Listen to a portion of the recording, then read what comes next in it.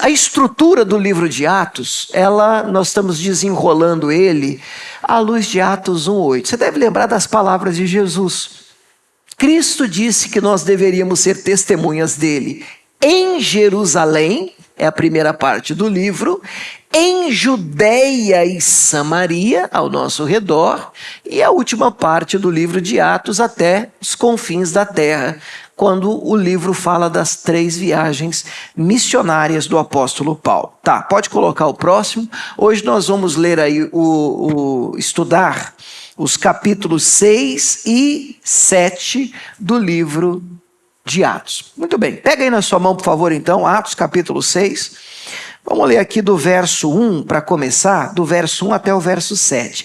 Eu não vou ler obviamente, todo o capítulo 6 e 7, mas nós vamos tirar daqui algumas lições desse capítulo. Eu espero que fale com você e eu também vou orar para que Deus nos dê graça de aproveitar da melhor forma esse tempinho que nós temos juntos. Então vamos lá, Atos 6:1 diz assim, eu estou na ARC, tá? Ao meio da revista e corrigida.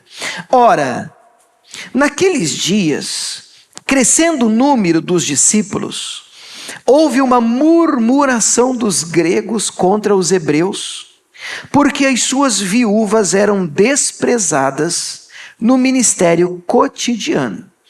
E os 12, convocando a multidão dos discípulos, disseram: não é razoável que nós deixemos a palavra de Deus e sirvamos as mesas.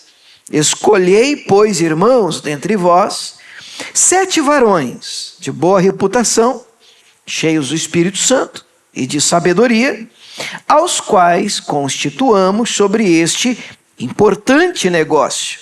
Mas nós perseveraremos na oração e no ministério da palavra.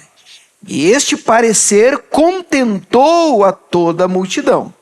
E elegeram a Estevão, homem cheio de fé e do Espírito Santo, e Filipe, Prócoro, para mim aparece com acento aqui, Prócoro, Nicanor, e Timão. Timão aqui não é o Corinthians não, tá, irmão? Timão aqui era o nome do cidadão, tá? E Parmenas e Nicolau, prosélito de Antioquia. 6. E os apresentaram ante os apóstolos, e estes, orando, lhes impuseram as mãos. Amém? Vamos orar? Sentado mesmo? Pai, nós estamos diante da Tua palavra, nós amamos demais a Tua palavra, nós pedimos ao Senhor encarecidamente que trate conosco nessa noite mais uma vez, que nos aponte lições, mais do que lições apenas de histórias, nós queremos uma aplicação prática, nós queremos viver essa palavra, nós queremos sair daqui carregando algo do Senhor, algo prático, algo, meu Pai, que nós vamos viver, que nós vamos abraçar, que nós vamos, meu Deus, ter como princípios de vida para nós. Então trata conosco, alcance-nos de uma maneira especial nesta noite, em nome de Jesus, e a igreja do Senhor diga amém.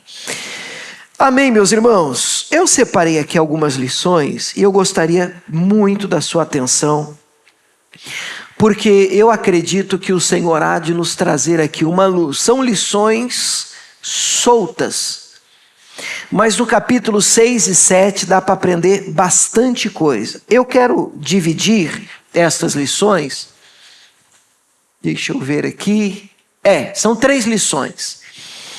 A primeira lição que nós vamos estudar hoje, à luz desses 2 capítulos, é lidando com as sequelas do crescimento, que a gente vai dar uma olhada no crescimento da igreja primitiva, a importância de ser cheio do Espírito Santo e como nessa igreja nós examinamos esse assunto, como cremos, e finalmente, quanto realmente acreditamos nessa mensagem. O quanto realmente acreditamos nessa mensagem.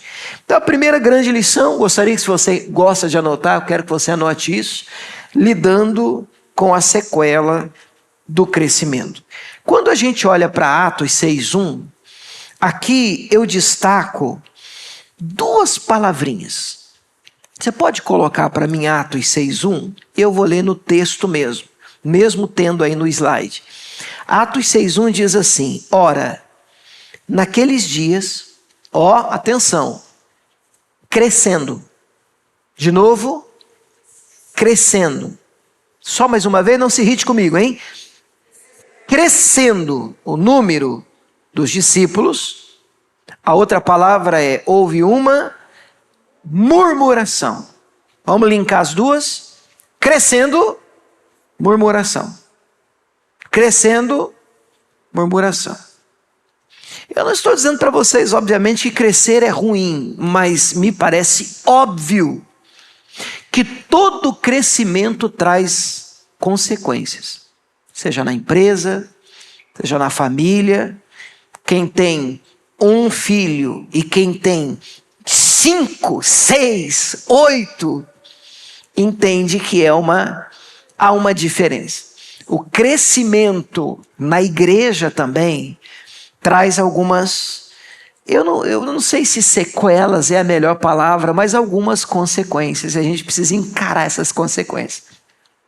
É o resultado do avanço.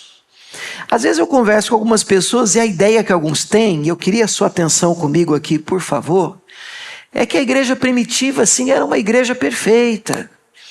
Era a igreja dos sonhos, era uma igreja que não tinha desafios, que não tinha problema. Mas eu queria lembrar você que o céu não é aqui. O céu não é aqui.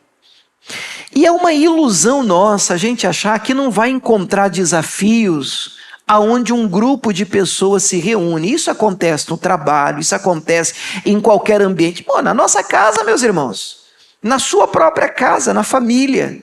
Em uma comunidade que avança em número de pessoas, meu irmão, nós juntamos um grupo, criação diferente, cabeça diferente, ideias diferentes, temperamentos diferentes, coloca tudo isso. Irmão, se Deus não descer nesse negócio aqui, tem tudo para dar zica. Tem tudo para dar errado. Tem tudo para estourar a bomba. Graças a Deus, o Espírito Santo passeia no nosso meio. Ele é um fator que faz toda a diferença na igreja de Cristo. Graças a Deus pela ação do próprio Deus no nosso meio. A igreja realmente é uma obra de Cristo. É uma obra de Cristo. E quando a gente olha para a igreja primitiva, a gente percebe que também tinha desafios. E o desafio aqui, se você ler a Bíblia, quando a gente fala de crescimento, a gente vai ver Isaac tendo problemas. Você lembra daquela história que ele começa a cavar poços, aí ele começa a crescer, ele começa a prosperar, aí a turma vem entulha os poços dele, aí cava outro, aquela coisa. Lembra do José, o José do Egito, que nunca foi do Egito, que por conta dos seus sonhos de grandeza despertou aí a ira dos seus irmãos? Isso tudo por conta dessa questão do crescimento vai mexendo. Ora, a primeira família da terra, Caim, é um culto, é uma oferta que ele apresenta a Deus, e isso mexe tanto com o seu irmão, que o seu irmão o mata. O seu irmão o mata. Então, existem desafios que não dá para correr. E o da igreja primitiva, apontado pelo texto aqui, era a murmuração. Mas aí eu queria pontuar, porque não adianta a gente só saber disso. A gente precisa aprender como lidar com a murmuração. Como é que a gente se comporta quando o assunto é murmuração, reclamação, queixa de alguma coisa? Eu queria que você me ouvisse com atenção, porque aqui tem 2 pontos. Primeiro, quando eu sou quem tem a queixa. De novo, quando a queixa é minha. Quando eu tenho uma reclamação para fazer. Perceba, irmãos, que eu não estou tratando aqui de cara uma queixa ou uma reclamação como está encapetado, está endemoniado, isso não existe, é coisa da sua cabeça. Não, calma, nós precisamos. Você já entrou naquele site Reclame Aqui? Você já fez alguma? Eu, antes de fechar, dependendo da empresa, do negócio a fazer, vamos ver como é que está. Reclame Aqui. Aí puxo lá a capivara do cidadão, né? Aí lá tem a reclamação e às vezes, eu não sei vocês, mas eu leio e tem reclamação que você diz, rapaz, faz sentido isso aqui. Eita, já estou fora desse negócio. E tem reclamação que parece até um negócio pessoal. Você diz, rapaz, isso aqui é ódio de coração. Isso aqui está com raiva, alguma coisa aconteceu e quer deliberadamente entupir o poço do outro, porque você não vê mais nada, não cola mais nada, e você tem que saber ponderar isso. Pronto, guardada a devida comparação. Quando o assunto é uma queixa, em primeiro lugar, se você tiver uma, aprenda a levar isso para quem tem condições de resolver. Coisa feia é o crente falando pelos corredores, pelas costas, por debaixo do pano. Isso não é bíblico, não é o que Cristo nos ensinou. As queixas e reclamações, elas precisam ser apresentadas, trazidas à luz. Quando a gente olha para a palavra, e eu vou tentar ser breve, Números 21, a gente tem um exemplo interessante que acontece no deserto. Bom, o deserto, você sabe, foi uma mina de murmuração da parte dos hebreus, dos israelitas, né? Mas olha que interessante, Números 21, verso 4, eu vou ler a partir do 4, diz assim: então partiram no Monte Or, pelo caminho do Mar Vermelho, a rodear a terra de Edom, porém, a alma do povo angustiou-se nesse caminho. E o povo falou contra Deus e contra Moisés. Por que nos fizeste subir do Egito? Para que morresse nesse deserto? Porque aqui não tem pão, aqui não tem água, a nossa alma tem fastio desse pão tão vil. O que eles estavam chamando de vil? O pão do céu. Você sabe o que era o pão do céu? O maná. Então eles estavam dizendo que o maná que Deus estava dando era vil. Eles estavam enjoados, enojados de todo dia aquela mesma comida. E pronto, falando pelos cotovelos. Eu não acredito que essa foi uma queixa trazida diretamente a Moisés, dizendo, olha, nós queremos apresentar ao Senhor uma situação e queremos apresentar aqui também uma possível resolução do problema. Por que eu não acredito nisso? Porque olha como se segue o texto. 6. O Senhor mandou entre o povo serpentes ardentes, venenosas, para que morderam o povo, muito povo morreu de Israel. Agora sim, pelo que o povo veio a Moisés. Olha que interessante. E o povo chega diante de Moisés e diz: havemos pecado, porque temos falado contra o Senhor e contra ti. Vamos traduzir? Vamos apertar a tecla SAP? Moisés, a gente está aqui agora diante do Senhor, a gente tem que reconhecer, a gente tem falado contra Deus e olha, a orelha queima de vergonha, mas a gente está descendo a lenha no Senhor. Nós estamos descendo a lenha no Senhor, estamos falando mesmo, porque então nós reconhecemos essa nossa falta, e o texto termina com eles pedindo oração a Moisés. Ore por nós. A gente precisa se ver livre dessas serpentes. E eu acho bonita a atitude de Moisés, porque eu conheço uma turma que se você falar para ele assim, não, eu estava descendo o porrete no você. Eu estava falando mal de você pelas costas. Você ora por mim? Você, claro. Deus manda um raio na testa do meu irmão, para você aprender, porque Deus é justo, e o veneno, e a gente joga a praga, amaldiçoe para ficar bíblico, em nome de Jesus, amém. A Bíblia vai dizer que Moisés ora por esse povo, mas ora mesmo, irmãos. Ele ora de coração. Ele diz, Deus, tira essas serpentes. Deus, o pessoal não sabe o que está dizendo. E Deus não tira a serpente, manda ele levantar outra que tipifica, representa Cristo. E todo aquele que olhar para Jesus está livre do veneno de Satanás. Bom, glória a Deus, essa é outra mensagem. Mas aqui entra a segunda grande lição. Qual que é a segunda grande lição? A importância de nós sermos cheios do Espírito Santo. Deixa eu só pontuar que eu falei de duas coisas, né? E eu tratei de uma e eu preciso encerrar o raciocínio para a gente entrar nessa daí. Quando a gente fala, primeiro, sou eu, a queixa é minha, eu pontuei, se a queixa é minha, eu devo trazer essa queixa a quem tem condições de resolver o problema. É isso que no final as pessoas vão fazer. E é isso que, para terminar esse raciocínio aqui, a gente vai já para o 2, volta lá em Atos 6:1, é isso que a igreja faz. Eu não posso pular isso aqui é importante. Olha só, 6:1, pode colocar o 2, eles estavam sendo desprezados no ministério cotidiano.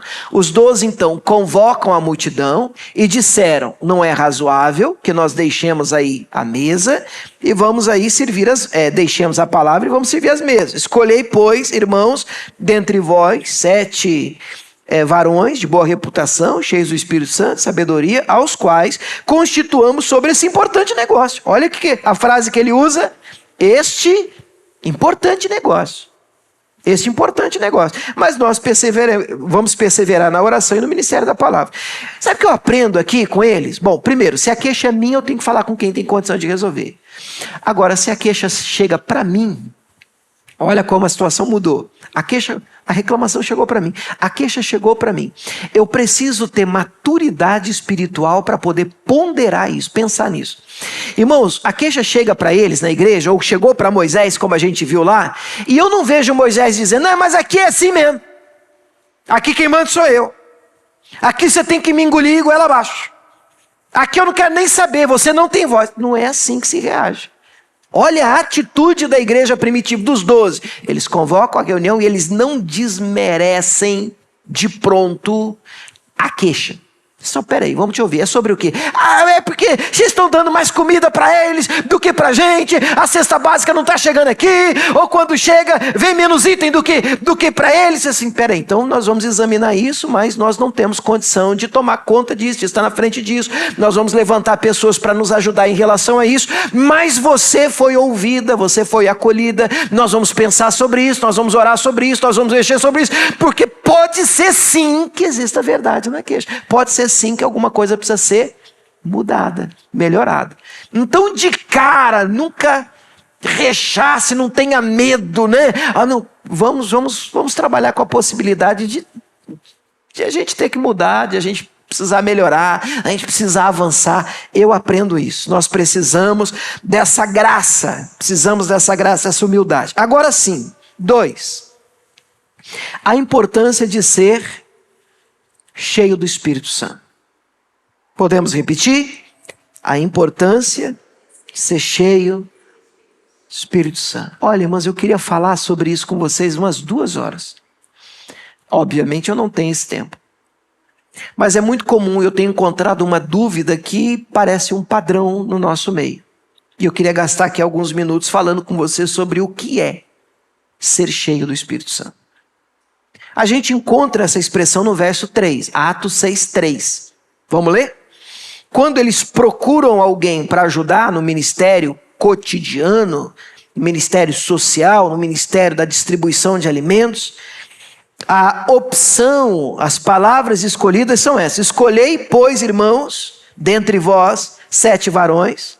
Primeiro, boa reputação, bom nome. Segundo, cheios do Espírito Santo e cheios de sabedoria, aos quais constituamos esse importante negócio. Sobre esse importante negócio. Perceba, irmão, que servir a mesa para Deus é importante. Na verdade, tudo que toca o nosso irmão é, para Deus, um importante negócio. Não existe na igreja ou na obra de Deus esse negócio de o que eu faço é mais importante do que o fulano faz.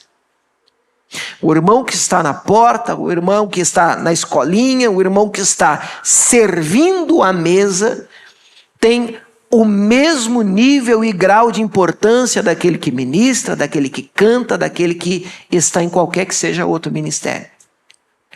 Às vezes na nossa mente é que criamos uma pirâmide de hierarquia. Para Deus isso não tem.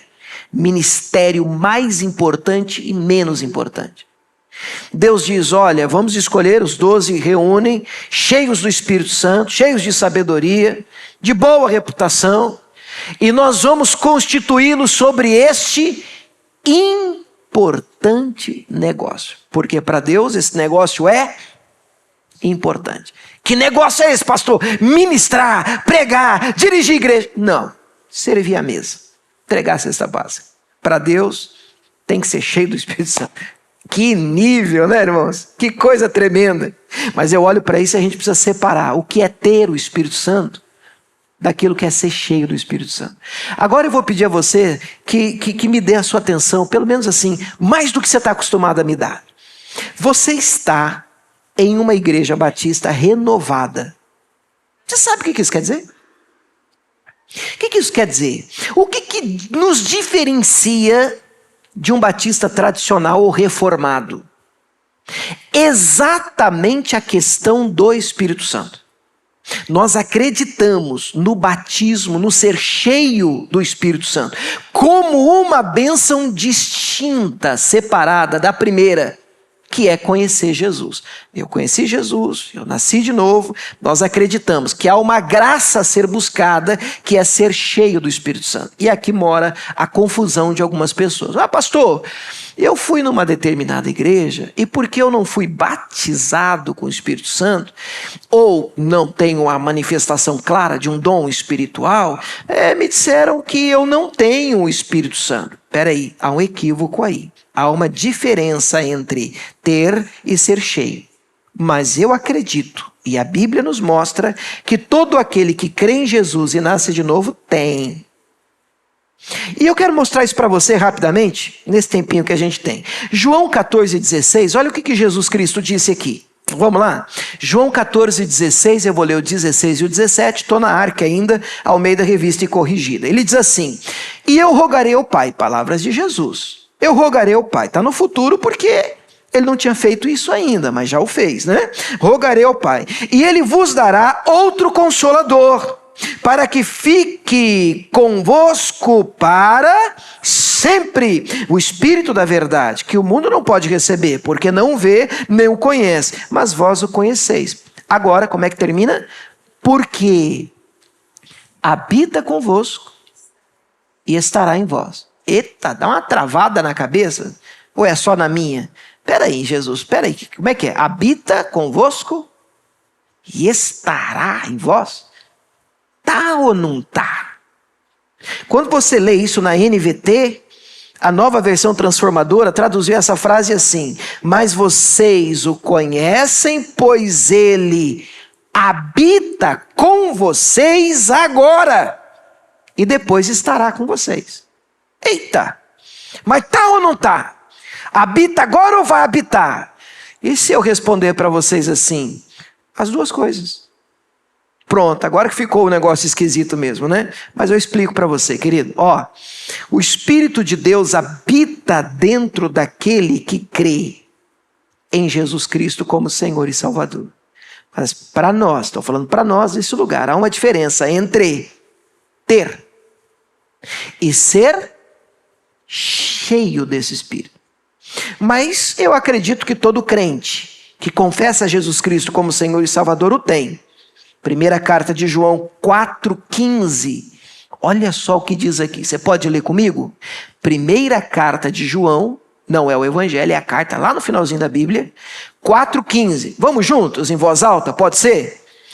Qualquer que confessar que Jesus é o Filho de Deus, que acontece? Deus está nele e ele é em Deus. Muito bem. É óbvio que não é só uma confissão da boca para fora, mas é uma confissão de todo o coração. Vamos fazê-la? Diga: eu creio e confesso de todo o meu coração que Jesus Cristo é o Filho de Deus. Abra os olhos. Você crê nisso? De verdade? Deus está em você. Você entende o que significa Deus está em você? Significa que está em você o Pai. Significa que está em você o Filho. Chuta, porque crente não adivinha, né? Crente chuta. E está em você? Pronto, o Espírito Santo. Então ele habita em você. Agora, isso não significa que parou. Não aceitei Jesus, então eu nem busco. E é aí que eu gostaria de chamar a sua atenção, porque eu penso que tem muita gente nesse lugar. Não, eu creio em Jesus, e assim não sinto a necessidade, sabe, pastor, de buscar ter uma vida cheia do Espírito Santo. E aí você está errado. Porque quando a gente olha para a igreja primitiva, a gente percebe um povo e uma igreja cheia do poder do Espírito Santo. E nós precisamos buscar mais o Espírito Santo. Nós precisamos ser cheios do Espírito Santo.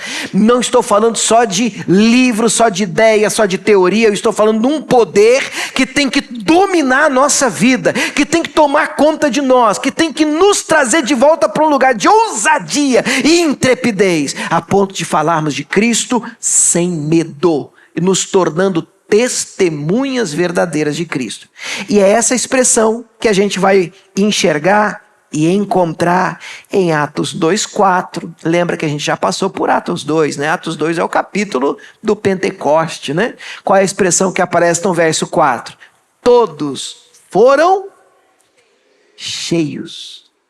Todos foram cheios do Espírito Santo. Todos foram cheios do Espírito Santo. Quando você lê o verso 3 do capítulo 6, vamos voltar lá, Atos 6:3, diz assim: escolhei, pois, irmãos, dentre vós 7 varões de boa reputação, cheios do Espírito Santo. Quando a gente pula para o verso 8, cheio de fé e poder, Estevão estava. Quando a gente pula para o verso 10, cheio do Espírito, e eles não podiam resistir ao Espírito com que Estevão falava. Então nós precisamos de uma vida cheia do poder do Espírito Santo. Amém? Finalmente, meus irmãos, número 3. Eu tenho aqui 5, 10 minutos para a gente terminar.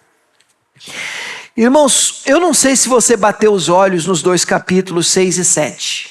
Vale a pena ler os capítulos. O 7 ele é bem comprido, ele tem 60 versículos. Deixa eu confirmar para ver se eu estou com isso. 60 versículos. Mas o 7 não tem muita história, não. O 7 é a pregação de Estevão. Irmãos, é um verdadeiro show de Bíblia, o capítulo 7. Uma das melhores mensagens pregadas no Novo Testamento. Estevão começa falando de Gênesis, de Abraão até Jesus. E ele está pregando em sua defesa, mas ele está tão cheio do Espírito Santo, de ousadia, do poder de Deus, que ele encara os seus adversários, dizendo: vocês mataram Jesus Cristo. Ah, para quê? Ele anuncia a salvação só em Jesus e a turma diz que, rangendo os dentes com raiva, avança para cima de Estevão. Empurra, pegam pedras e começa a apedrejar Estevão, o primeiro mártir da igreja. Morreu pela causa, morreu por Cristo. Eu estava vindo para cá e eu confesso para os irmãos de todo o coração, e eu estava pensando: meu Deus, quanto realmente nós acreditamos nisso? Quanto de verdade a gente acredita nisso? Num céu, numa vida com Deus, no que Deus quer de nós, numa eternidade com o Senhor. Nós acreditamos no nível em que colocamos a nossa cabeça, o nosso currículo a prêmio por causa disso? Porque por causa disso João Batista perdeu a cabeça, mas não negociou a mensagem. Como nós encaramos o evento morte? Como nós lidamos, estou falando de nós cristãos, como nós lidamos com as ameaças que nos são feitas? E aí eu quero terminar, meus irmãos, até por conta do nosso tempo, eu quero orar um pouco com vocês. Coloca o próximo, por favor. Eu quero apontar para vocês aqui o que eu aprendo com Estevão. Tem muita lição a gente aprender com Estevão, mas pelo menos 3 coisas eu acredito que eu gostaria que você guardasse no coração. Eu aprendo, lendo sobre Estevão, o discurso dele, a pregação dele, eu aprendo que homens cheios do poder do Espírito Santo podem servir mesas. Porque de vez em quando você tropeça numa turma que acha que porque entende de Bíblia, tem teologia, é inteligente, tem formação acadêmica, é cheio do Espírito Santo, ele não pode fazer, para ele serviço aqui, não, o meu negócio é, eu tenho um pedigree diferente. Mas uma pessoa, quanto mais próxima de Deus está, mais humilde ela é. Mais pé no chão ela fica. Mais parecida com Cristo ela é. Filipenses 2,5 vai dizer: de sorte que haja em vós o mesmo sentimento que houve em Cristo Jesus. Se tem alguém que podia se achar, esse alguém era Cristo. Mas se esvaziou e desceu. O mesmo sentimento de humildade nós precisamos ter. Eu também aprendo com Estevão, irmãos, que homens cheios do poder do Espírito Santo conhecem a Bíblia. Irmão, se você lê o capítulo 7, está aqui a tarefa para você, querido. Você vai ver que show de Bíblia, ele amarrando a história de Abraão, depois vem Moisés, ele cita Moisés, passa pelos patriarcas, aponta Jacó, depois vem com as 12 tribos, ele vem amarrando a mensagem direitinho, e na hora que ele termina, esse é Jesus que vocês rejeitaram, e aponta para Jesus, e você olha para essa construção e diz: rapaz, isso aqui era o pastor da mesa. Esse cara era o pastor da cesta básica. Esse camarada aqui, esse preparado nesse nível, cheio do Espírito Santo, cheio de poder, cheio de ousadia, de profundo conhecimento bíblico, está aqui. A senhora quer mais arroz? E o senhor deseja mais feijão? Irmãos, quem é cheio do Espírito Santo precisa conhecer a Bíblia Sagrada.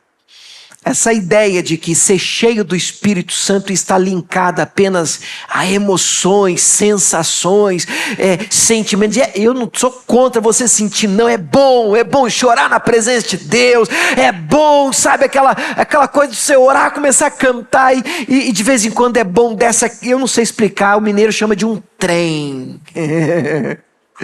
Ai, que gostoso, que é bom sentir a presença de Deus. Mas a nossa fé não está baseada em sentimentos. A nossa fé está baseada na palavra de Deus. Querido, o que mantém a gente de pé é palavra. Na hora que você coloca a cabeça no travesseiro e o mundo está caindo na sua cabeça, esquece emoção, sentimento, não segura ninguém de pé. É o que você tem de Bíblia que vai sustentar a casa. É a casa construída sobre a rocha. E a rocha é a palavra de Deus, que é Cristo. Bom, eu também aprendo com Estevão que homens cheios do Espírito Santo estão prontos para morrer por Cristo. Não temem nada e ninguém. Irmão, não há motivo você chegar aqui dizendo assim: pastor do céu, fizeram um negócio contra mim aí, e eu estou sabendo, me falaram que pegaram um sapo. E o que você acha? Eu acho assim: vamos orar pelo sapo, porque contra Israel não vale encantamento. Você não é de Deus?